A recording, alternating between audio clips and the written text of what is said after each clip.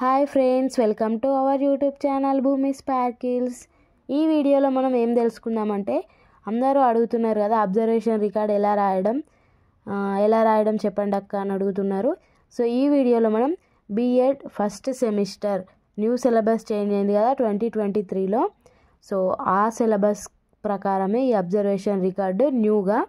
So full headings ఉంటాయి and హెడ్డింగ్స్లో ఏం రాయడం అనేది కూడా నేను చెప్తాను.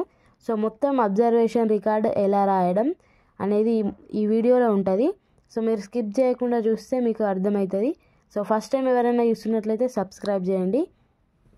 సో ఫస్ట్ ఆఫ్ ఆల్ మీకు రికార్డు ఎలా ఉంటుందో తెలియాలి కదా. సో కొందరు కన్ఫ్యూజ్ అవుతూ ఉంటారు. ఇక్కడ ప్రీ ఇంటర్న్షిప్ రికార్డ్ అని ఉంది కదా, సో ఇక్కడ అబ్జర్వేషన్ రికార్డ్ అని రాసి ఉంటే దానిలో మనం అబ్జర్వేషన్ రికార్డ్ రాయాలి. ఇంకా అసైన్మెంట్ రికార్డ్స్ అని ఉంటాయి కదా, సో దానికే నేమ్ ఉంటుంది. సో చైల్డ్ డెవలప్మెంట్ అంటే చైల్డ్ డెవలప్మెంట్ అనే నేమ్ ఉంటుంది. మీరు ఫిలాసఫీ రికార్డ్ అయితే ఫిలాసఫీ అని ఉంటుంది. మీరు మెథడ్ 1 రికార్డ్ అయితే మెథడ్ 1 రికార్డ్ అని ఉంటుంది. పీర్ టీచింగ్ రికార్డ్స్ 2 ఉంటాయి కదా, అవి ఇక్కడ పీర్ టీచింగ్ రికార్డ్స్ అనే ఉంటాయి. సో మీరు నేమ్ చూసి రాయాలి. మిస్టేక్గా రాస్తే రికార్డ్స్ ఎక్స్ట్రా ఎక్కడ దొరకవు కదా, మళ్ళీ ప్రాబ్లమేటిక్ అయిపోతుంది. సో ఇక్కడ అబ్జర్వేషన్ రికార్డ్ అని ఉన్న దాంట్లో మీరు అబ్జర్వేషన్ రికార్డ్ రాయాలి. రెగ్యులర్గా వెళ్ళే వాళ్ళైతే అబ్జర్వేషన్ 1 వీక్ ఉంటుంది ఫస్ట్ సెమ్లో, బీఎడ్ ఫస్ట్ సెమ్లో. సో అది మేబీ నెక్స్ట్ వీక్ ఉన్నట్లయింది. సో అప్పుడే మీరు స్కూల్లో ఏం అబ్జర్వ్ చేస్తున్నారు, సో సార్ వాళ్ళు ఎలా చెప్తున్నారు, పీరియడ్ ప్లాన్ ప్రకారం చెప్తున్నారా, ఇంకా స్టూడెంట్స్ ఎలా రియాక్ట్ అవుతున్నారు, మంచి లాంగ్వేజ్ యూజ్ చేస్తున్నారా, సో వాళ్ళ స్కిల్స్ అన్నీ మనం ఈ అబ్జర్వేషన్ రికార్డ్లో రాయాల్సి ఉంటుంది. సో ఇర్రెగ్యులర్గా వెళ్ళే వాళ్ళకి ఈ అబ్జర్వేషన్ రికార్డ్ అనేది కొంచెం కన్ఫ్యూజింగ్గానే ఉంటుంది. ఎందుకంటే చాలా హెడ్డింగ్స్ ఉంటాయి. ఎక్కువ హెడ్డింగ్స్ ఉండడం వల్ల కన్ఫ్యూజ్ అయిపోతూ ఉంటారు. సో వాళ్ళ కోసమని నేను ఇలా హెడ్డింగ్స్ చూపించిన. సో హెడ్డింగ్స్లో ఏం రాయడం అనేది ఇక్కడ ఉంది. సో హెడ్డింగ్స్ ఇవి తెలుగు మీడియం అయినా ఇంగ్లీష్ మీడియం అయినా హెడ్డింగ్స్ అనేవి ఇంగ్లీష్లోనే ఉంటాయి. సో మీకు ఫస్ట్ పేజ్ చూపెట్టిన కదా, అవే మొత్తం హెడ్డింగ్స్. సో ఇలా రాయడం ఉంటుంది.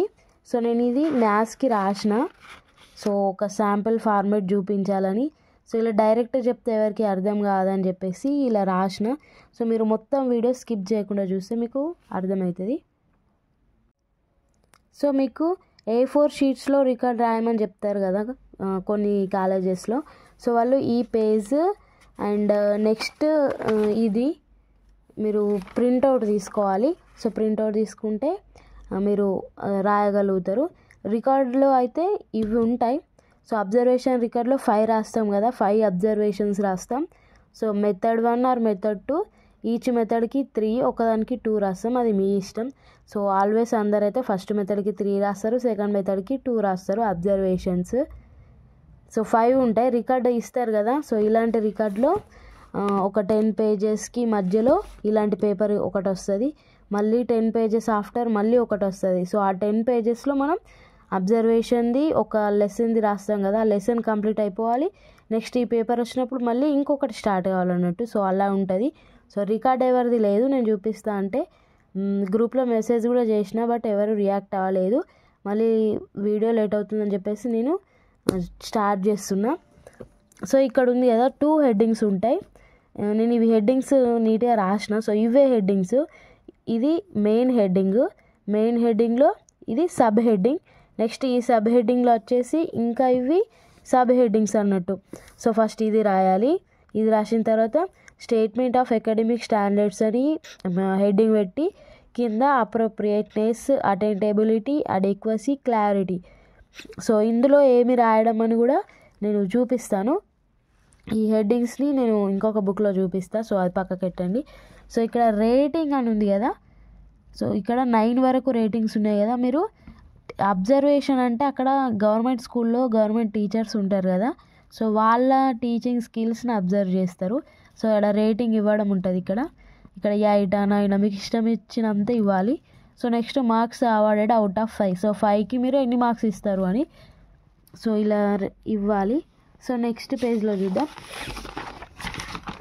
సో కావాలంటే మీకు ఈ పేజ్ నేను PDF రూపంలో పంపిస్తాను. నెక్స్ట్ అబ్జర్వేషన్ పీరియడ్ ప్లాన్ అయిపోయిన తర్వాత సో ఇలా వస్తుంది. సో ఈ 10 పాయింట్స్ మనం నరేట్ చేస్తూ రాయాలి లైక్ ఎస్సే లాగా. సో ఫస్ట్ ఏముంది, what did I observe the best in teacher. So టీచర్లో మీరు బెస్ట్ అని ఏది అబ్జర్వ్ చేస్తారు. నెక్స్ట్ ఇలా ఉన్నాయి ఇవి. సో ఎలా టీచ్ చేస్తున్నారు, నువ్వు ఆ టీచర్ నుంచి ఎలా ఏం నేర్చుకున్నావు, ఎలాంటి టీచింగ్ స్కిల్స్ నేర్చుకున్నావు అని ఈ వీడియోలో అందులో రాయాలి మనం. సో చూపిస్తా. సో ఇది నా ఒక రికార్డు మిగిలిపోయింది, ఆ రికార్డులో రాసిన. బట్ ఇక్కడ అబ్జర్వేషన్ రికార్డ్ అని ఉన్న దాంట్లో మీరు రాయాలి, అదొక పాయింట్ గుర్తు ఉంచుకోండి. సో హెడ్డింగ్స్ చూడండి, ఇక్కడ headings common for all. So అందరికీ అన్ని గ్రూపుల వాళ్ళకి ఇవి హెడ్డింగ్స్. సో ఫస్ట్ ఇవి రాయాలి, ఎడ్యుకేషనల్ స్టాండర్డ్స్ రాయాలి. సో ఎవరిది వాళ్ళకే అన్నట్టు, ఏ మెథడ్ రాస్తే ఆ మెథడ్. సో నెక్స్ట్ ఇక్కడ గణితం ఉంది కదా, సో మ్యాథ్స్ వాళ్ళు ఈ హెడ్డింగ్స్ రాయాలి, ఎడ్యుకేషనల్ స్టాండర్డ్స్ ఆర్ విద్యా ప్రమాణాలు అని అంటారు. ఫస్ట్ మీరు స్టార్టింగ్లోనే గణితం వాళ్ళు ఇవి రాయాలి హెడ్డింగ్స్. అంటే ఈ హెడ్డింగ్స్ ఏం యూజ్ చేయం, బట్ ఎడ్యుకేషనల్ స్టాండర్డ్స్ అంటే సో స్టూడెంట్ మ్యాథ్స్లో ఏం నేర్చుకోవాలి అని, ఇక్కడి వరకు నేర్చుకోవాలి, ఇవైతే వచ్చి ఉండాలి అన్నట్టు. సో నెక్స్ట్ సోషల్ వాళ్ళకి ఈ హెడ్డింగ్స్, విషయ అవగాహన, నెక్స్ట్ సమాచార నైపుణ్యాలు, పఠన నైపుణ్యాలు. సో ఇవి సోషల్లో ఉండే స్కిల్స్ కదా. So next biological science physical సైన్స్కి ఇవి రాయాలి. సో నెక్స్ట్ తెలుగుకి వినడం, అర్థం చేసుకోవడం, స్పందించడం, ఇవన్నీ ఉంటాయి కదా. సో ఇవి రాసుకోవాలి. సో వీడియో చూస్తూ మీరు రాసుకుంటే ఇంకా బాగా అర్థమవుతుంది. సో నేను చూపిస్తా అది ఎలా రాయాలి అని, అట్లయితే మీకు బాగా అర్థమవుతుంది. సో ఇక్కడ చూడండి, విద్యా ప్రమాణాలు. సో ఇప్పుడు నేను చెప్పిన కదా, నేను మ్యాథ్స్కి రాస్తున్నా అబ్జర్వేషన్ రికార్డు. సో మ్యాథ్స్కి ఈ 5 హెడ్డింగ్స్ రాయాలి. సో నెక్స్ట్ మనకు కామన్గా ఉంటాయి కదా హెడ్డింగ్స్ అవి. సో ఫస్ట్ ఇలా స్టేట్మెంట్ ఆఫ్ అకాడమిక్ స్టాండర్డ్స్ ఇక్కడ చూపిస్తా చూడండి. First period plan and preparation, అక్కడ ఫస్ట్ చూపెట్టినా కదా అది. Next statement of academic standards, అందులో సబ్ హెడ్డింగ్స్ ఏంటి, అప్రోప్రియేట్నెస్, అటెంటబిలిటీ, అడెక్వసీ, క్లారిటీ. సో అవి 4 హెడ్డింగ్స్. చూడండి ఇక్కడ స్టేట్మెంట్ ఆఫ్ అకాడమిక్ స్టాండర్డ్స్ అని మెయిన్ హెడ్డింగ్ పెట్టి, సబ్ హెడ్డింగ్స్ 4 ఉన్నాయి కదా, 4 రాయాలి. ఆ 4లో ఏమేమి రాయాలంటే అప్రోప్రియేట్నెస్, అందులో ఏం రాస్తున్నాం, టీచర్ గణితము, బీజగణితము అనే పాఠం గురించి ప్రతి ఒక్క అంశం చాలా వివరంగా చెప్పడం జరిగింది. నెక్స్ట్ అటెంటబిలిటీ అంటే బీజగణితం గురించి ఎంతో చక్కగా చెప్పడం జరిగింది, అది విద్యార్థులు ఎంతో శ్రద్ధగా విన్నారు. మొత్తం ఇది ఇంతే ఉంటుంది. సో టీచర్ మంచిగా చెప్పారు, విద్యార్థులు మంచిగా విన్నారు, అదే ఉంటుంది.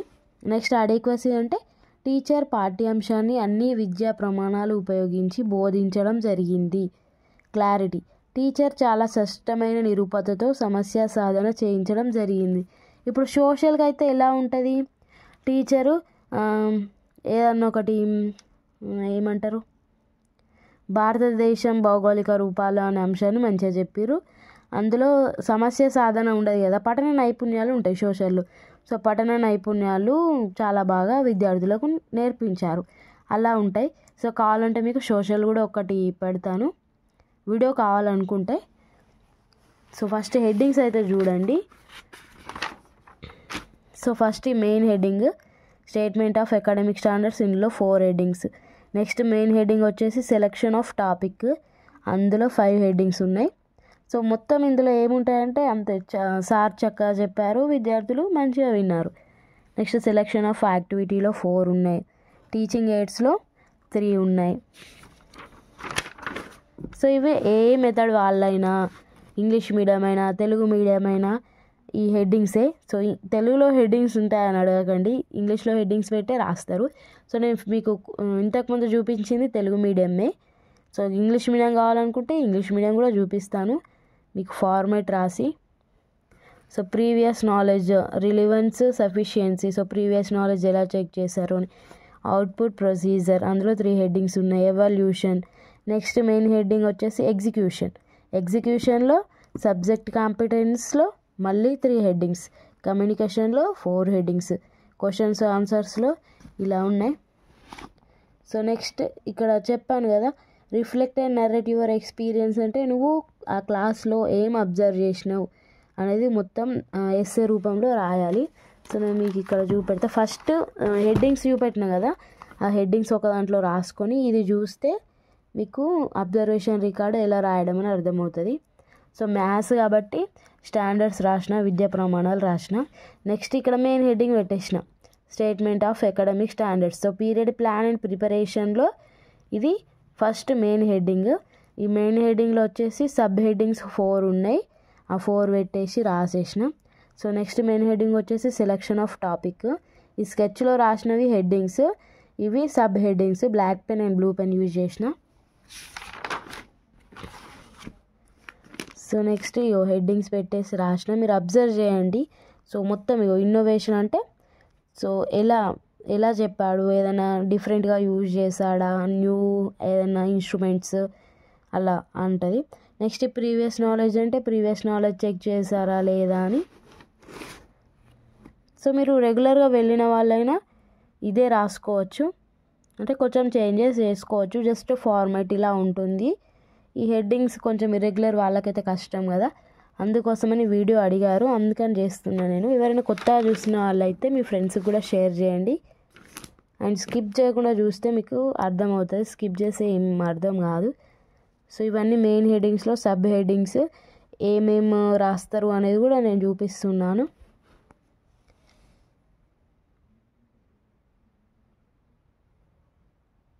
నెక్స్ట్ కోఆపరేటివ్నెస్ అంటే స్టూడెంట్స్ సహకరించారా లేదా.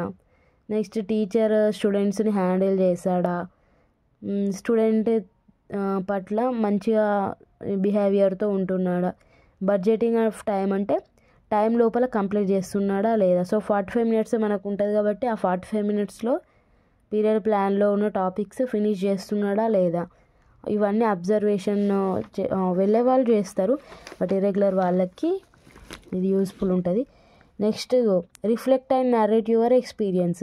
సో మీరు ఎక్స్పీరియన్స్ ఎలా చేశారు అని. సో టీచర్ మాట్లాడే విధానం, ఉండే విధానం చాలా బాగున్నాయి. ఉపాధ్యాయురాలు నిరంతరం బోధించాలని కోరుకుంటున్నాను. టీచర్ చెప్పే విధానం బాగుంది, నా ఉద్దేశం ప్రకారం బాగుంది, ఏమీ మార్పు చేయవలసిన అవసరం లేదు. సో మీరు అబ్జర్వ్ చేసిన దాంట్లో ఏదైనా మార్పు చేయవలసి ఉంటే అది కూడా రాయొచ్చు, బట్ నెగటివిటీ అంత ఎంకరేజ్ చేయరు కాబట్టి పాజిటివ్గానే రాయాలి. మేబీ ఈ వీడియోలో అబ్జర్వేషన్ రికార్డ్ ఎలా ఉంటుంది ఏంటి అని అర్థం అయ్యిందని అనుకుంటున్నాను. సో ఇంకెవరైనా ఇంగ్లీష్లో అంటే కొందరు ముస్లిమ్స్ వాళ్ళు ఉంటారు కదా, ఇంగ్లీష్ లాంగ్వేజ్లో కావాలి అని అడుగుతున్నారు.